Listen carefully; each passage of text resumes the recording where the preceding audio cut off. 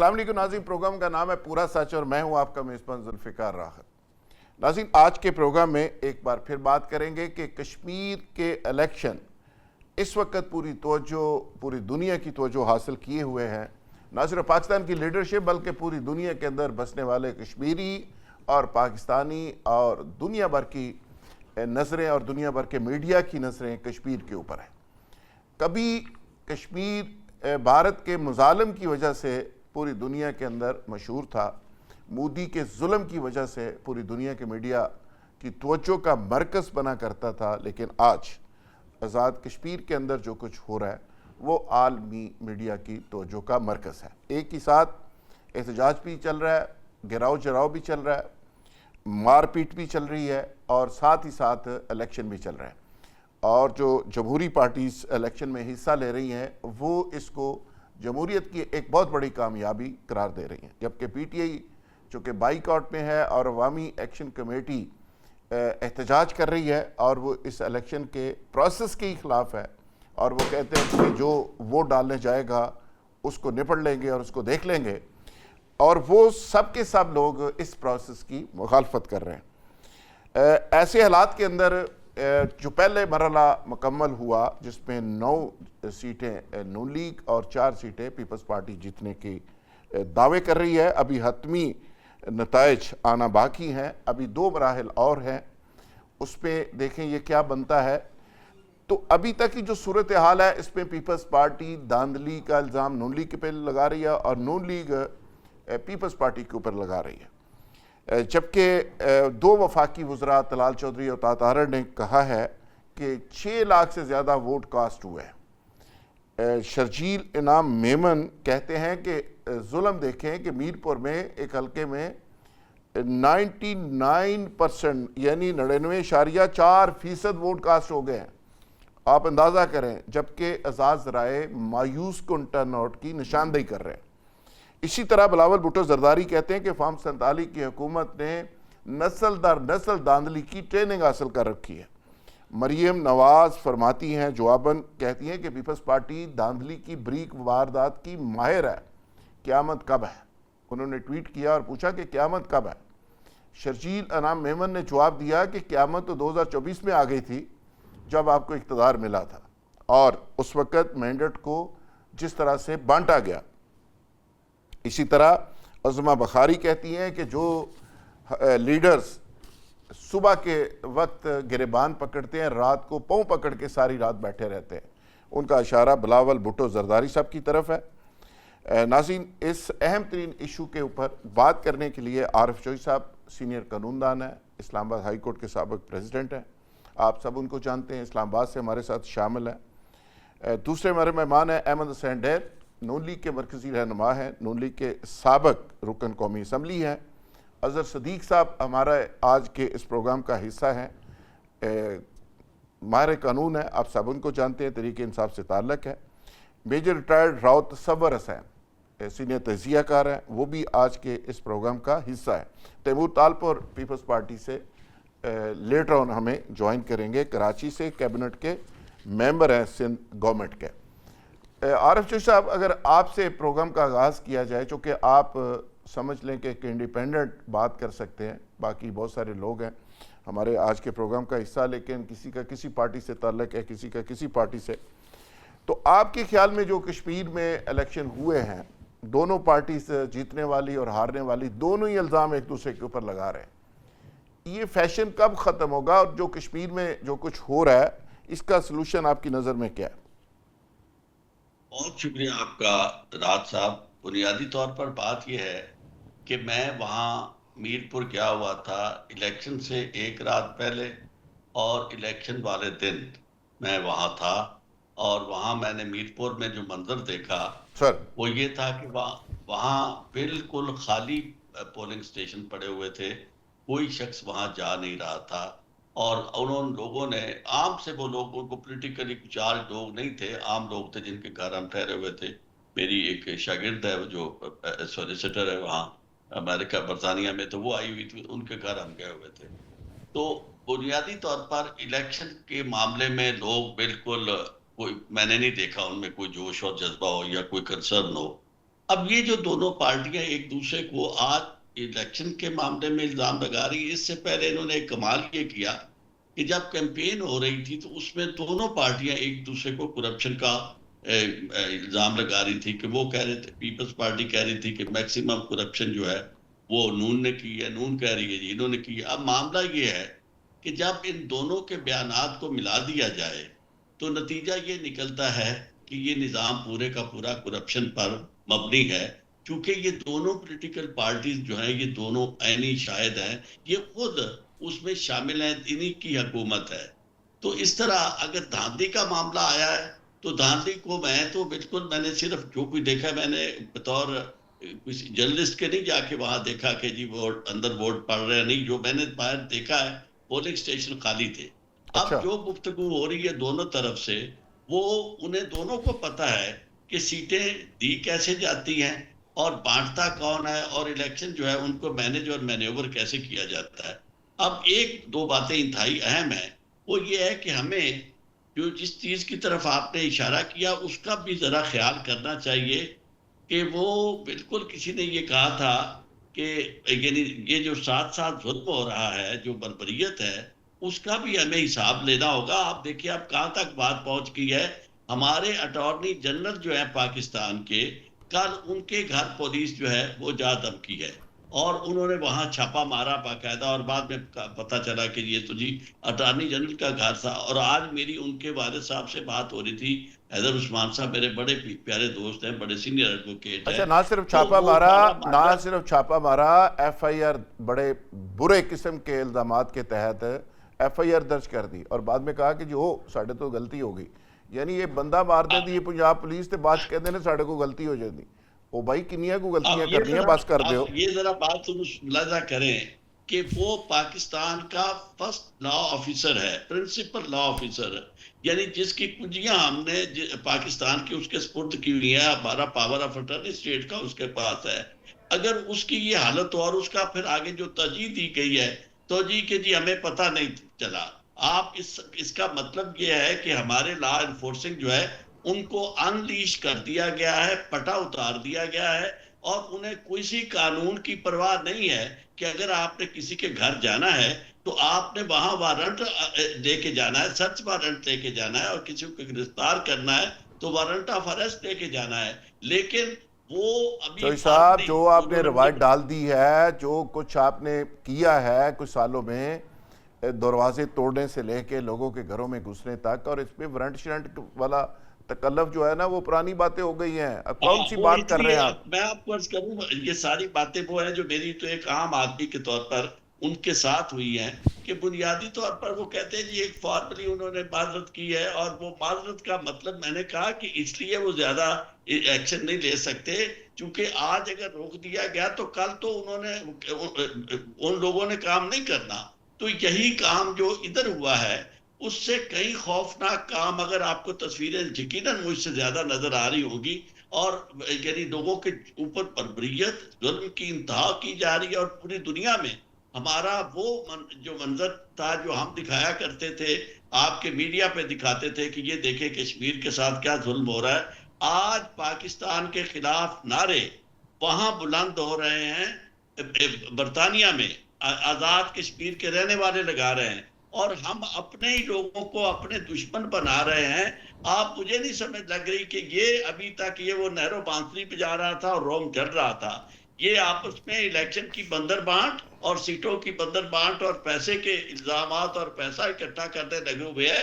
पाकिस्तान चलते हुए पाकिस्तान का कोई ख्याल करे, और मैं समझता हूं कि मेरा आपका ये फर्ज है कि हम इंडिपेंडेंट इंसान के तौर पर, जिनके बच्चों का मुस्तकबिल यहाँ से है, जिन्होंने रहना यहाँ है, वो इस चीज को जरूर कहें कि आप यानी हर मामले को प्रायोरिटी दें, लेकिन सबसे ज्यादा प्रायोरिटी आप पाकिस्तान को अगर देना चाहते हैं तो पाकिस्तान के रहने वाले लोगों की ऐसी हालत ना करें। आपका क्या ख्याल है, जब ये हमारी पंजाब फौज की और रेंजर्स की वहां यूनिफॉर्म में जाती है तस्वीर दुनिया में, और वो लोगों के ऊपर तशद्दुद कर रहे हैं और बर्बरियत कर रहे हैं, तो क्या ख्याल है कि उसके बाद रियासत पाकिस्तान की इज्जत बनती है? तो मैं तो ठीक है। आपसे ये अर्ज करूंगा कि दोनों आपस में वादा माफ हुआ एक दूसरे के खिलाफ बने हुए हैं, और पाकिस्तान जल रहा है, ये अपने मजे कर रहे हैं। अहमद हुसैन डैर साहब, नून लीग पीपल्स पार्टी एक दूसरे के जराइम, क्राइम, धांधली, करप्शन सब कुछ समझती है, तो इसलिए एक दूसरे के खिलाफ वादा गवाह बने हुए हैं। और कहने वाले आरिफ चौधरी साहब हैं, और आरिफ चौधरी साहब आपको पता है बड़े सिक्काबंद किस्म के राय देते हैं, और बात जो अगर कर रहे हैं तो इतना सीनियर कानूनदान अगर बात कर रहा है तो उसको जटलाएंगे आप कैसे, ये बस आपके ऊपर है। तो मेरे पास दो ऑप्शन है बात करने के सर। एक है कि बतौर मुस्लिम लीग नून का एक वर्कर के तौर पे बात करूं, ठीक है। और एक ऑप्शन है कि एक पाकिस्तानी के तौर पे बात करूं। तो मैं अपने ज़मीर में ये चाहता हूं कि मैं बतौर पाकिस्तानी आपके प्रोग्राम में इज़हार ख्याल करूं। बिल्कुल ठीक। पहली बात यह है कि कश्मीर की क्या अहमियत है पाकिस्तान में। कश्मीर के बारे में बात करने से पहले हमें 10 दफा सोचना चाहिए। जिस तरह बलूचिस्तान में इंसर्जेंसी हो रही है और बलूचिस्तान में तालिबान और इंडिया पीछे से मिलके, और जिस तरह साजिशें हो रही हैं और जिस तरह हमले हो रहे हैं, अब वही चीज शुरू हो गई है कश्मीर में सर। और कश्मीर में पुराना ख्वाब है कश्मीर जो है हासिल करना, वो इंडिया का। और उसके लिए जो इंसर्जेंसी कर रहा है, उन्होंने जो बंदे अपने दाखिल किए हैं, पहले भी इलेक्शन होते रहे हैं, कोई आज नए इलेक्शन तो नहीं हुए। हमेशा से यहाँ पे इलेक्शन जीतने वाली वही जो हुकूमत पाकिस्तान की होती थी या पहले रही है, वही हुकूमत हमेशा कश्मीर में इलेक्शन जीतती थी। अगर आप इसको धांधली कहना चाहते हैं, तो जो हुकूमत मौजूद हो और वही हुकूमत कश्मीर में इलेक्शन जीते, तो क्या आप ये कहेंगे कि हमेशा से यहाँ धांधली के इलेक्शन होते हैं? और अगर आप हमेशा से धांधली के इलेक्शन का इल्जाम पाकिस्तान पर लगाना चाहते हैं, तो क्या आप इंडिया की सपोर्ट कर रहे हैं या पाकिस्तान की सपोर्ट कर रहे हैं? देखें, पंजाब में इलेक्शन हो, कराची में इलेक्शन हो, सिंध में इलेक्शन हो, that is a different issue. आप एक दूसरे के ऊपर 5000 इल्जाम लगा लें। जब कश्मीर का इलेक्शन हो, उसको आप बड़ी एहतियात के साथ सोच समझ के उस पर तबसरा करें कि आप अगर ये कहते हैं कि कश्मीर पे आपने मकबूजा कश्मीर का रोल अदा कर दिया, तो क्या जो हुकूमत जिसने अक्सरियत ली है वो इंडिया की हुकूमत है, वो इंडिया के लोग हैं? जब हमारा, जिसको हम सोच रहे हैं कि कल को शायद ये वजीर आजम होंगे किसी जमाने में, इस दफा नहीं तो अगली दफा, बिलावल साहब, अगर वो ये बात करते हैं कि कश्मीर जो है ये मकबूजा कश्मीर की सूरत है, तो क्या वो इंडिया से मिला रहे हैं? क्या हमारा फ्यूचर का प्राइम मिनिस्टर हमारे कश्मीर को मकबूजा कश्मीर से तशबीह दे रहा है? क्या ये जायज है? अच्छा जी। देखें, इलेक्शन हारना, इलेक्शन जीतना मैटर नहीं करता। देखिए, आप गिलगित बल्तिस्तान में कौन जीता है? नून लीग ने एक बात पीपल्स पार्टी के खिलाफ की है कि धांधली से वो इलेक्शन जीते हैं। अगर कश्मीर में नून लीग जीत गई है, तो ये हमारे यहाँ पे हम एक दूसरे पे इल्जाम लगाने के मैं समझता हूं कि हम मुतहम्मिल नहीं है। और यहाँ ये कहना कि वहां वोटर नहीं था, मैं समझता हूं ये बात आप पाकिस्तान के साथ जुल्म कर रहे हैं, आप इंडिया को ये मैसेज दे रहे हैं। खुदा के लिए अपने तज्जियात में ये जरूर करें। देखें, नून लीग, अब मैं इलेक्शन लड़ा हूं जी, यूसुफ रजा गिलानी के मुकाबले में, मेरे मुकाबले में यूसुफ रजा गिलानी था, मेरे 73,000 वोट थे, यूसुफ रजा गिलानी के 67,000 वोट थे। मेरे रिजल्ट में 13,000 अपना रिजेक्टेड वोट लिखे हैं। बिलावल साहब, मुझे बताएं इससे बड़ी धांधली क्या होगी? ये धांधली आपकी और हमारी पंजाब में, सिंध में हो रही है और होती रहती है और हमेशा से हो रही है। लेकिन इसका जिक्र जब आप कश्मीर में करेंगे, जब कश्मीर में आप मकबूजा कश्मीर डिक्लेयर कर देंगे, तो क्या आप तहरीक इंसाफ के रास्ते पे चल के कहीं आप पाकिस्तान की जो एक फ्यूचर के प्राइम मिनिस्टर के तौर पे हम आपको देखते थे, बेनजीर भुट्टो शहीद के बेटे के तौर पे देखते थे, क्या आप अपनी वालदा के उस सोच की नफी तो नहीं कर रहे? क्या आपको किसी ने भड़का के मुल्क के खिलाफ बात करने के लिए तो नहीं लगा दिया? खुदा के लिए अपने आप को संभालें। मैंने अपनी आंखों से आपको बड़े होते देखा है। मैं मोहतरमा बेनजीर भुट्टो शहीद के पास होता था उस वक्त, आप हमारे मुस्तकबिल का सरमाया हैं। ऐसे अल्फाज खुदा के लिए मुंह से ना निकालें जो शायद कौन आपके मुंह से निकलवाना चाहता है और आपको प्राइम मिनिस्टर की लाइन से निकालना चाहता है। ठीक है, खुदा के लिए कश्मीर के ऊपर मैं आप सब मेरे जो सीनियर भाई बैठे हैं, मैं एक गुस्ताखाना बात कर रहा हूं बड़े अदब से। जब कश्मीर के ऊपर आप तज्जिया करें, नून लीग को ना देखें, पीपल्स पार्टी को ना देखें, भारत को मद्देनजर रखें। ऐसा लफ्ज मुंह से ना निकालें कि कल को भारत तज्जिए में ये कह रहा हो कि वो खुद उसको मकबूजा कश्मीर कह रहे हैं। और उसके कब्जा करने वाला कौन है? नून लीग। क्या नून लीग बूदी है? ओके, मेजर अफसोस के साथ ऐसे अल्फाज इस्तेमाल ना करें। ये बतौर पाकिस्तानी कह रहा हूं मैं, नून लीग के नुमाइंदे के तौर पे नहीं। मेजर राव तसव्वुर साहब, आपकी हालात पे बड़ी गहरी नज़र है, आप बड़ी स्टडी भी करते हैं, अभी भी बड़े अंग्रेज़ी उर्दू में अपने नोट्स लिए हैं सारे। तो आपके ख्याल में ये क्या हो रहा है कश्मीर में? आपने सर्व भी किया होगा यकीनी तौर पे वहाँ पे, इसका हल क्या है? और जो पॉलिटिकली वहाँ पे ये सिलसिला चल रहा है, अब डैर साहब ने तो एक नई बात कर दी है कि आप तज़ियों में इसकी बड़ी एहतियात करें, ये बड़ा सेंसिटिव मामला है और इंडिया इन चीज़ों को पकड़ के, ये बात तो सही है कि इसको एक्सप्लॉइट कर सकता है। Thank you very much for inviting me over here. Dar साहब की जो बात है ना वो बिल्कुल सही वो फरमा रहे हैं कि लीडरशिप जो होती है, टॉप लीडरशिप या मिनिस्टर लेवल के लोग हैं, उनको बोलने से पहले सोचना चाहिए कि ये अल्फाज मैं अदा कर रहा हूँ, इसका क्या इफ़ेक्ट होना है। ठीक है, जो भी वहाँ पे इलेक्शन हो रहे हैं, इसी तरह से सिंध में भी इलेक्शन होते हैं, बाकी जगहों पे भी ऐसे ही इलेक्शन हो रहे हैं जैसे वहाँ पर हो रहे हैं। अस्मा बुखारी कह रही है कि वहाँ तो 25-25 करोड़ रुपए दिए गए हैं, पीपल्स पार्टी के जो हारे हुए लोग थे उनको 25-25 करोड़ रुपए तकसीम किए गए कश्मीर के अंदर। अस्मा बुखारी इल्ज़ाम लगा रही है। लेकिन वो जो इलेक्शन होगा ना, इलेक्शन में मैं एक बात आपको बताता हूँ, दो बातें मैं आपसे करना चाहता हूँ। एक तो ये लिटरेसी रेट कश्मीर के अंदर जो है ना 99% है। वो हमारी तरह बहुत सारे लोग अनपढ़ नहीं है, वहाँ पे मैक्सिमम पढ़े लिखे लोग हैं और उनके अंदर सेंस भी है, बात करने की सेंस है, लिखने पढ़ने की उनको आदत है, एप्लीकेशंस लिखने की भी आदत है, बाकी चीज़ें भी हैं, अपने राइट के लिए लड़ने की भी खड़े हो जाते हैं, अवेयरनेस का। और जो स्ट्रगल और जद्दोजहद उनके डीएनए में। दूसरा बिलावल साहब की जो बात है ना, उसका जो स्पीच राइटर है ना, he must be guided continuously. बहुत सारी जगह पे उसकी स्पीच मैंने सुनी है, वो बहुत अच्छा बच्चा है, अच्छा लीडर साबित होगा। लेकिन उसका जो स्पीच राइटर पीछे जो बैठा हुआ है ना, उसको माइंड सेट करने की ज़रूरत है। उसको अच्छी बातें सिखानी चाहिए, अच्छी तरह से गाइड करना चाहिए, अच्छी स्पीच लिख कर बिलावल साहब को दे ताकि वो मुल्क के लिए बेहतरी के लिए काम कर सके। अजहर सदीक साहब, जो सिचुएशन कश्मीर में आप देख रहे हैं, अभी इस पे बात हो रही है। अहमद हसन डैर साहब कहते हैं कि पता नहीं आपने सुना या नहीं सुना, वो फरमाते हैं कि कश्मीर बड़ा सेंसिटिव इशू है और वहाँ पे ये कहना कि जी मकबूजा कश्मीर जैसे हालात पैदा हो गए हैं तो ये तो इंडिया को सपोर्ट करने के मुतरादिफ है।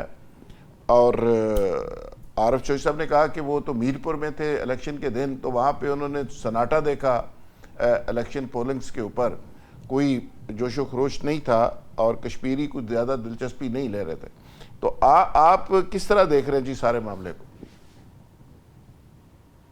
बहुत शुक्रिया जनाब। देखें, अगर किसी कौम ने तरक्की करनी है, अगर गलतियों से हमें सीखना है तो हमें मानना पड़ेगा हमसे गलतियां क्या हैं। अगर हम नहीं करेंगे तो अगर हम इसी तरह कारपेट के नीचे गंद जमा करते रहेंगे तो वो कारपेट भी गल जाएगा और जमीन भी गल जाएगी। मेरा इशू ये नहीं है, हम तो बात कर रहे हैं ह्यूमन राइट्स की। जब हम पूरी दुनिया में ह्यूमन राइट्स वायलेशन की बात करते हैं तो जहां कहीं भी हो, जहां भी है, मैं नहीं समझता कि हमें ह्यूमन राइट्स वायलेशन की फिर तो आप और गजा के लोगों के साथ होने वाले जुल्म में क्या फर्क रह गया? कोई फर्क नहीं रह गया, ठीक है ना जी। उनका जो मुतालबा है, जो जॉइंट एक्शन कमेटी जो दहशतगर्दाना मामला में उलझी हुई है, वो रहे, मैं उसको सपोर्ट नहीं करता, लेकिन बहरहाल मेरा जैसा आदमी ऐसे एक्ट को बिल्कुल सपोर्ट नहीं कर सकता। और वो खास तौर पर जब पाकिस्तान तहरीक इंसाफ के लोग, और ये हुकूमत वक्त पाकिस्तानी तारीख में इससे दहशतगर्दाना हुकूमत नहीं आ सकती। पहले पाकिस्तान तहरीक इंसाफ के साथ जो हुआ, तहरीक लबैक पाकिस्तान के साथ हुआ, फिर अहले तशीह के साथ जो हुआ, और गजा के हवाले से अगर एहतजाज या मुजाहरा करने के हवाले से वक्त आना है इनका भी। और लोग नहीं छुपा माफ करेगी ऐसे लोगों को कि जिन्होंने अपने ही लोगों के साथ कितना जुल्म किया। और अगर वाकई ये सिंसियर है कौम के साथ तो बना दें, कमीशन बना दें, जुडिशल कमीशन बना दें और चीजें सारी सामने आ जाएंगी। अब आए दूसरी बात की तरफ। देखिए चूंकि वजह है कि माइंड डिक्टेटर है, तरबियत नवाज शरीफ की डिक्टेटर ने की, डिक्टेटर की पैदावार, और उस डिक्टेटर की पैदावार जिसने उस वक्त कितना जुल्म किया था जुल्फकार अली भुट्टो के साथ। और अब मैं हैरान हूं कि वो पीपल्स पार्टी भी अब इन लोगों का, यानी नवाज शरीफ आवाजें कहा करता था, रूहानी बाप मानता था, हर एक ने देखा हमारे साहब, और आज आप बैठकर उस अमल को सपोर्ट करें तो ये किसी तरह मुनासिब नहीं है। यकीनन मैं नहीं कहना चाहता कि आजाद कश्मीर में ट्रांसफर पोस्टिंग किन लोगों की हुई, हाँ मुझे पता है कि कौन कौन लोग वहां थे, क्या कुछ हुआ। ये कहना कि इलेक्शन साफ शफाफ हुए हैं, वो तो पाकिस्तान में भी साफ शफाफ इलेक्शन कह रहे थे, वहां 45 और 47 हर एक ने देख लिया, हर एक आंख ने देख लिया क्या हुआ, एवरीबॉडी। लेकिन जनाबे अल्लाह ये बताएं कि मुल्क को कहां लेकर गए हैं आप। 4 सालों में इस मुल्क की तबाही और बर्बादी कर छोड़ी है। मुझे आज भी याद है जुल्फकार राज साहब 84 मैट्रिक में था, पाकिस्तानी करेंसी 90 पैसे, इंडियन करेंसी 1 रुपया। आज पाकिस्तानी करेंसी 1 रुपया, इंडियन करेंसी 1 रुपया और पाकिस्तानी करेंसी 3 रुपए। आ जाए पेट्रोल की प्राइसेस ले लें, पूरी दुनिया के अंदर अगर देख लें, यहाँ बेवकूफ बनाया हुआ है, यहाँ बता रहे हैं शफाफियत। कौन सी शफाफियत है? ओगरा के ऊपर आज भी आ जाए, बट प्राइसेस ही नहीं है। बेवकूफ बना रहे हैं कौम को, वो पीडीएल के नाम पर डकैतियां मार रहे हैं। यानी आप नालायक तरीन हुकूमत है, जो हुकूमत टैक्स इकट्ठा नहीं कर सकती, उसे हुक्मरानी का हक नहीं है। और पीडीएल अगर लगाना भी है तो लेके जाएगा पार्लियामेंट के सामने, टैक्स लगा रहे हैं ना आप, वो लेके जाए। अच्छा वो नहीं, और मैं चैलेंज किया, देखिए मैं आपको पता है जब एक दादरसी होती थी अदालतों के पास, इस वक्त अदालतें बंद ही कर दी हैं। यानी मैंने ये सारे चैलेंज किए हुए हैं, करें ना इनको, मैं चैलेंज करता हूं, लगाएं इसको, रोजाना की बुनियाद पर बैठकर फैसले कर दें। आप रोका किसी ने आपको। और कमाल की बात है, जब ये आए थे महंगाई कहाँ है आज कहाँ है, डॉलर कहाँ था आज कहाँ है, लोग खुदकुशियां कर रहे हैं, सदीक साहब, मर रहे इसका हैं। ज्यादा हमारा फोकस है आज कश्मीर में क्या हो रहा है, कश्मीर के इलेक्शन के ऊपर खासकर। नाज़रीन यहाँ लेके एक ब्रेक, और ब्रेक से वापस आएंगे तो इशू को कंटिन्यू करेंगे। Stay with us.